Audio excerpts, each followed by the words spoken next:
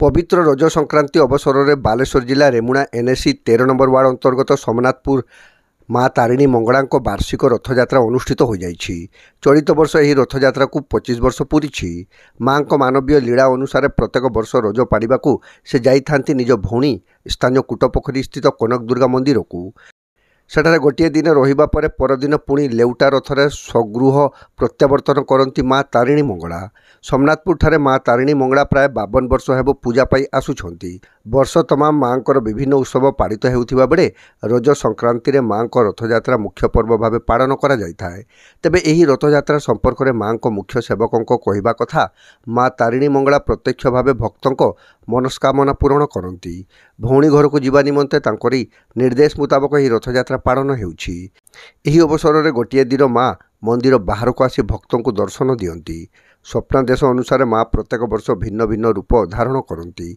से क्रम में चलित वर्ष माँ दुर्गा रूप में दर्शन देइछंती। प्रत्येक वर्ष माँ ठारू निर्देश पाइबा परे अक्षय तृतीयारू रथ और चढ़ंती विग्रह निर्माण कार्य आरंभ हुए। माँ चढ़ंती विग्रह केवल बेलकाठरे ही निर्माण करा जाए। तेबे एही बेलकाठ केउठारू आसीबो ताहा माँ स्वयं स्वप्नादेश करती बोली मुख्य सेवक कहिछंती। माँ स्वरूप अनुसार रथर मध्य भिन्न नामकरण करा जाए बोली से सूचना देइछंती। माँ महिमा केवल सोमनाथपुर नुहे आखपाख अंचल समेत समग्र बालेश्वर जिले में बेस प्रसिद्ध लाभ करिछि। एपरिक रज संक्रांतिर रथयात्रा सामिल होगा जिला बाहर बहु भक्त आसी देखा मिली। अन्य पक्षरे संख्याधिक महिला यह उत्सव में सामिल हो माँ रथ टाणुवा लक्ष्य करा जायछि। एही रथयात्रा को माँ तारिणी मंगला मंदिर परिचालना कमिटी स्थानीय अंचलवासी सहयोग में आयोजित करिथाए। सोमनाथपुर ठारू कुटपोखरी पर्यंत प्राय 11 किलोमीटर रास्तार रथ अतिक्रम करने लगे 4 घंटारू अधिक समय। भक्त माने अत्यंत श्रद्धा और भक्तिर सह रथ टाणती। कुटपोखरी स्थित कनक दुर्गा मंदिर में गोटे दिन रहणी काल में माँ सेठारे स्वतंत्र पूजा पाई थांती। परदिन अनुरूप भाव भक्त मान गहन रथारूढ़ हो माँ सोमनाथपुर को प्रत्यावर्तन करती बोली मंदिर परिचालना कमिटी सदस्य कहते। चलित वर्ष रथयात्रा शताधिक भक्त सामिल होता बेले शांति श्रृंखला रक्षापी शिल्पांचल और रेमुणा थाना पक्षर व्यापक पुलिस बंदोबस्त करा जायथिला। रेमुणा विधायक गोविंद चंद्र दास, रेमुणा ब्लॉक अध्यक्ष राजेंद्र राउत, रेमुणा एनएसी अध्यक्ष तनुजा गिरी प्रमुखों सह बहु विशिष्ट व्यक्ति यह रथयात्रा सामिल होते।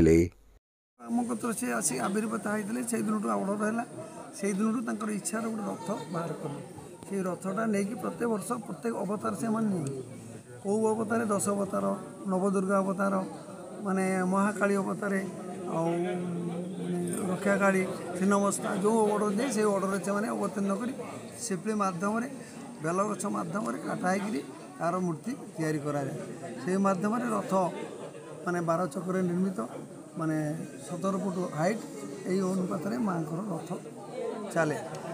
यही 2000 मसीह 2025 मसीहा पर्यटन ए वर्ष 2025 वर्ष सिल्वर चकुली बोली भक्त मैंने कर आनंद नहीं जाती। भक्त मैंने आसी इच्छा परिपूर्ण हो जे जहाँ मानसिक पूर्ण हुए जे जहाँ दान रथ चले ये माँ अर्डरटा होगा द्वारा कम दिन चली कौन कौन माने आमर पर्वपर्वाणी तो अनेक हुए माँ नवदुर्गा आषाढ़ मसरे यहाँ रथयात्रा नवदुर्गा हूँ माने आश्विन मास दुर्गा जो उपासना हुए महालया ठारू विजयादशमी बंद प्रत्येक दिन चंडीपाठ घृतावती नवदुर्गा नव रूप से पूजा कराए।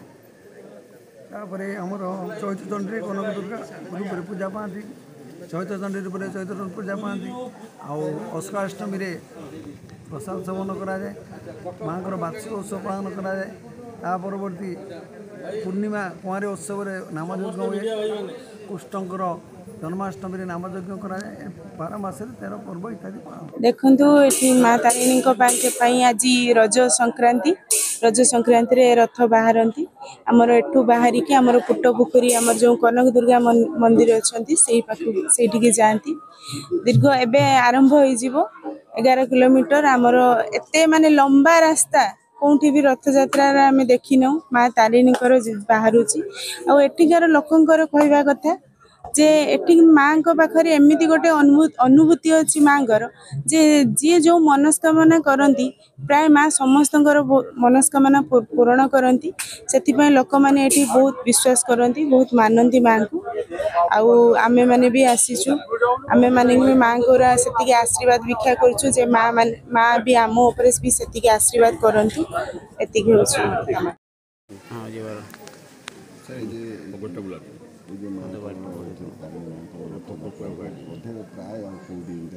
ନାଇଁ ମାଆଙ୍କ ରଥଯାତ୍ରା ତାରିଣୀ ମାଆଙ୍କ ରଥଯାତ୍ରା ଆଉ କେଉଁଠି ବୋଧେ ଓଡ଼ିଶା ସାରାରେ ପାଇବେ ନାହିଁ। ଏଇଟା ମାଆଙ୍କର ନିର୍ଦ୍ଦେଶରେ ହୁଏ। ପ୍ରତ୍ୟେକ ମଙ୍ଗଳବାର ଏଠି ମାଆ ବିଶ୍ରାମ ହୁଅନ୍ତି, ଆବିର୍ଭାବ ହୁଅନ୍ତି। ପ୍ରତ୍ୟେକ ମଙ୍ଗଳବାର ଦିନ ଏଠିକି ଶହ ଶହ ଭକ୍ତ ଆସନ୍ତି ତାଙ୍କ ମନସ୍କାମନା ନେଇ। ଏଠୁ ତାଙ୍କର ମନସ୍କାମନା ପୂରଣ ହୁଏ। ମାଆଙ୍କର ଏଠୁ ନିର୍ଦ୍ଦେଶ ଅନୁଯାୟୀ ଏଠୁ କୁଟ ପୋଖରୀସ୍ଥ କନକ ଦୁର୍ଗାଙ୍କ ପାଖକୁ ମାଆଙ୍କ ରଥ। ଆଜି ଏଇଟା ଆମର 25ତମ ରଥଯାତ୍ରା ହେଉଛି। 24 ବର୍ଷର ରଥଯାତ୍ରା ଆମର ବହୁତ ଶାନ୍ତି ଶୃଙ୍ଖଳା ବହୁତ ଆରାମଦାୟକରେ କଟିଛି। ପ୍ରତ୍ୟେକ ଭକ୍ତଙ୍କର ଲକ୍ଷ୍ୟ ଥାଏ ମାଆଙ୍କର ଏଇ ଦିନଟିକୁ ସମସ୍ତେ ଆଗ୍ରହ ଉତ୍କଣ୍ଠାର ସହ ଅପେକ୍ଷା କରିଥାନ୍ତି ମାଆଙ୍କ ରଥ ଦୌଡ଼ି ଟିକେ ଟାଣିବା ପାଇଁ। ରଥ ଦୌଡ଼ି ଟିକେ ଟାଣି ମାଆଙ୍କ ଆଶୀର୍ବାଦ ପାଇବା ପାଇଁ ଏଇଟା ହେଉଛି ସମସ୍ତଙ୍କର ଆଜ୍ଞା ମୂଳ ଲକ୍ଷ୍ୟ। କେଉଁଠି ଭକ୍ତମାନେ ସବୁ ଆସନ୍ତି? ଆଜ୍ଞା ବହୁତ ଆଡ଼ୁ ଆସୁଛନ୍ତି। ଆଜି ବି ଏଠି ଲୋକ କୋରାପୁଟରୁ ଆସିକି ଅଛନ୍ତି, ବାରିପଦାରୁ ଆସନ୍ତି, କେଉଁଝରରୁ ଆସନ୍ତି। ଆଜ୍ଞା ସାରା ଓଡ଼ିଶା ବାହାରୁ ବି ଏଠି ଭକ୍ତ ଆସନ୍ତି। ଆଜ୍ଞା ସାରା ରାଜ୍ୟରେ ନିଆରା ନା ଆଜ୍ଞା ରଥ କେଉଁଠୁ କେତେ ବାଟ ଯାଏ? ଏଇଟା ସୋମନାଥପୁର ବାହାରେ କୁଟ ପୋଖରୀ ଯାଏ। ପ୍ରାୟ 11 କିଲୋମିଟର ରଥଯାତ୍ରା ବୋଧେ ଓଡ଼ିଶାରେ ଆଉ କେଉଁଠି ନଥିବ। ମୁଁ ଯାହା ଜାଣିବାରେ, ଯଦି ମୋ ଜାଣିବାଟା ବି କିଛି ଭୁଲ ହେଇପାରେ, କିନ୍ତୁ ଏତେ ଲମ୍ବା ରଥଯାତ୍ରା କେଉଁଠି ନଥାଏ। କେତେ ସମୟ ଲାଗେ? 4 ଘଣ୍ଟାରୁ 4.5 ଘଣ୍ଟା ଲାଗେ। ଆଉ ଏ ରଥଯାତ୍ରାର ଗୋଟେ ନିଆରା ଜିନିଷ ହେଉଛି ଆପଣ ଦେଖିବେ ଯେତେ ଖରା ହେଉଥିବ ସେତେ ମାଆ ମାନେ ଖୁସିରେ ରଥକୁ ମାଆକୁ ଟାଣି ଟାଣି ନେଇକି ଚାଲୁଥିବେ। ଯଦି 200 ଲୋକ ଥିବେ ତା ଦେହରୁ 90% ଲୋକ ମାଆ ମାନେ ଚାଲିଥିବେ, ସମସ୍ତେ ଆରାମରେ ଟାଣି ଟାଣି ମାଆକୁ ନେଇକି ଚାଲିଥିବେ। ଆଉ ବହୁତ ଆନନ୍ଦର ସହ ସେମାନେ ଚାଲିଥିବେ। ରଥ ସେଇଠି ରହିଯାନ୍ତି ପୁଣି ରଥ ଆଜି ଯିବ, ଆଜି ରହିକି କାଲି ସକାଳୁ ପୁଣି ଏଠିକି ବାହୁଡ଼ା ଯାତ୍ରା ହେଇକି ଫେରି ଆସିବ। ଜୟ ମା ତାରିଣୀ ମଙ୍ଗଳା। ମୋ ନାଁ ଦୀପ୍ତିମୟୀ ବେହେରା, ମୁଁ ସୋମନାଥପୁର ବାସିନ୍ଦା। ଆଉ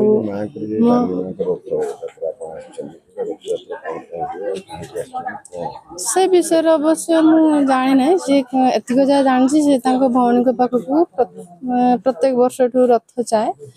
ଆଉ ଏଥର ମୋର ପ୍ରଥମ ମୁଁ ରଥରେ ଆଜି ଯିବି।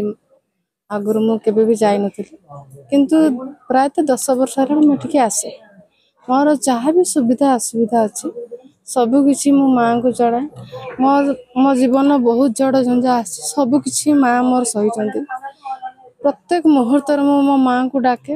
ପ୍ରତ୍ୟେକ ମୁହୂର୍ତ୍ତରେ ମୁଁ ସବୁକିଛି ଅସୁବିଧା ଦୂର ହେଇଛି। ଏମିତି କ'ଣ ଆପଣଙ୍କ ଆସିଛି? ଅଗାଢ଼ ଭକ୍ତି ଆସିବାର କାରଣ ହେଲା ମୋ ଦେହ ପୁରା ଅସୁସ୍ଥ ହେଇପଡ଼ିଥିଲା। ମୋ ଅପରେସନ୍ ବି ଥିଲା। 4 ବର୍ଷ କାଳ ମୁଁ ହସ୍ପିଟାଲ ବହୁତ ଦୌଡ଼ିଛି, କିନ୍ତୁ ଏଠିକି ଆସିଲା ପରେ ମୋର ସବୁକିଛି ମାଆଙ୍କ ଦୟାରୁ ସବୁକିଛି ମୁଁ ପାଇଛି। এই রথযাত্রা দীর্ঘ 25 বর্ষ ধরে চালছি। আজ 25তম রথযাত্রা উৎসব। এটি পারম্পরিক ভিত্তিরে কার্যক্রম চালে। দেবীঙ্কর হুকুমরে এই রথ বাহারি কনকুদ নালাপাটনা স্থিত কনকুদা মন্দিরକୁ ଯାଆନ୍ତି, ପୁଣି ତହିଁ ପରଦିନ ପ୍ରତ୍ୟାବର୍ତ୍ତନ କରନ୍ତି। ଏଥିରେ ଦେବୀଙ୍କର ହୁକୁମରେ ଦେବୀ ସ୍ୱୟଂ ମା ତାରିଣୀ ଦେବୀ ରାସ୍ତାରେ ଯିବାବେଳେ ବିଭିନ୍ନ ବାଦ୍ୟ ସଂଯୋଗ ସହିତ ବାଦ୍ୟ ରଥଯାତ୍ରାରେ ସେ ଚଳନ କରନ୍ତି। ବିଭିନ୍ନ ବ୍ୟାଣ୍ଡ ପାର୍ଟି ବାଜା, ଆପଣଙ୍କର ଯେଉଁ ରହିଛି ବିଭିନ୍ନ ଅତ୍ୟାଧୁନିକ ମଡେଲର ଯେଉଁ ମାନେ ଆଧୁନିକ ଯନ୍ତ୍ରପାତି ଦ୍ୱାରା ପରିଚାଳିତ ମ୍ୟୁଜିକ୍, ଏସବୁରେ ସେ ଠାକୁର ନିଜେ ସନ୍ତୁଷ୍ଟ ହୋଇ ଯାଆନ୍ତି। ରଥଯାତ୍ରାର ମହତ୍ଵ କ'ଣ? ଏ ରଥଯାତ୍ରାର ମହତ୍ଵ ହେଉଛି କନକ ଦୁର୍ଗା ଯେଉଁ ଯାଉଛନ୍ତି ମନ୍ଦିରକୁ, ସେଠି ଦେବୀଙ୍କର ଆମେ ଯାହା ଜାଣିଛୁ ସେଠି ତାଙ୍କ ଭଉଣୀ ଉପସ୍ଥିତ ଅଛନ୍ତି। ସେ କନକ ଦୁର୍ଗା ହେଉଛନ୍ତି ତାରିଣୀ ଦେବୀ। ତେଣୁ ତାଙ୍କର ପ୍ରତିବର୍ଷରେ ସେ ତାଙ୍କ ଭଉଣୀ ପାଖକୁ ରଥରେ ଯାଆନ୍ତି, ସେଠି ସାକ୍ଷାତ କରିବେ ଏବଂ ଗୋଟିଏ ଦିନ ତାଙ୍କ ସେଠି ରହଣି ହୁଏ। ତହିଁ ପରଦିନ ସେ ପ୍ରତ୍ୟାବର୍ତ୍ତନ କରନ୍ତି।